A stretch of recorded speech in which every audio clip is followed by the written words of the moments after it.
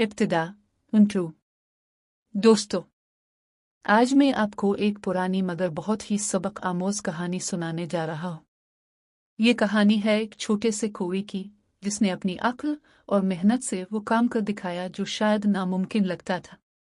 आइए सुनते हैं इन प्यासे कौवे की कहानी। एक दिन सख्त गर्मी पड़ रही थी। सूरज आग बरसा रहा था, हवा बिल्कुल बंद थी और जमीन तपकर अंगारा बनी हुई थी। ऐसे मौसम में एक छोटा सा कौवा आसमान पर अलिफाड़ता जा रहा था।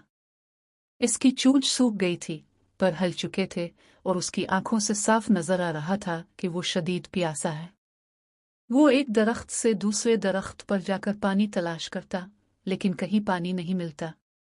नदी नाले खुश्क हो चुके थे, तालाबों में भी जरा सा पानी बाकी रह गया था, जिस पर दूसरे जानवर काबिज थे। काफी देर तलाश के बाद अचानक इसकी नजर एक पुराने घड़े पर पड़ी, जो एक खेत के किनारे रखा हुआ था। कौवे का दिल खुशी से झूम अलिफाटे। वो घड़े के पास पहुंचा और अंदर झांका। वाकई पानी था, लेकिन बहुत नीचे।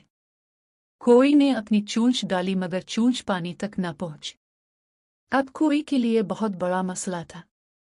इसने कई बार कोशिश की, कभी घड़े को गिराने की कोशिश की, मगर घड़ा बहुत भारी था। वो थक कर एक तरफ बैठ गया और सोचने लगा।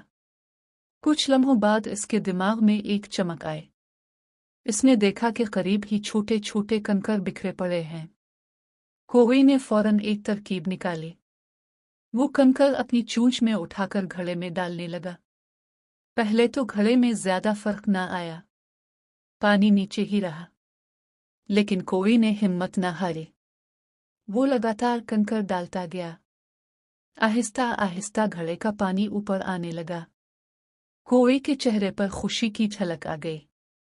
इसने और भी कंकर डाले और आखिरकार पानी इसकी चोंच की पहुंच तक आ गया। कौवे ने सुकून से पानी पिया और अपनी प्यास बुझाई। इख्तिताम, नतीजा। दोस्तों, इस कहानी से हमें यह सबक मिलता है कि दुनिया में कोई मुश्किल बड़ी नहीं होती। अगर हम अक्ल और मेहनत से काम लें तो रास्ता खुद ही निकल आता है। प्यासा कौवा हमें यही सिखाता है कि हिम्मत मत हारो, सोचो और समझदारी से अमल करो, कामयाबी जरूर मिलेगी।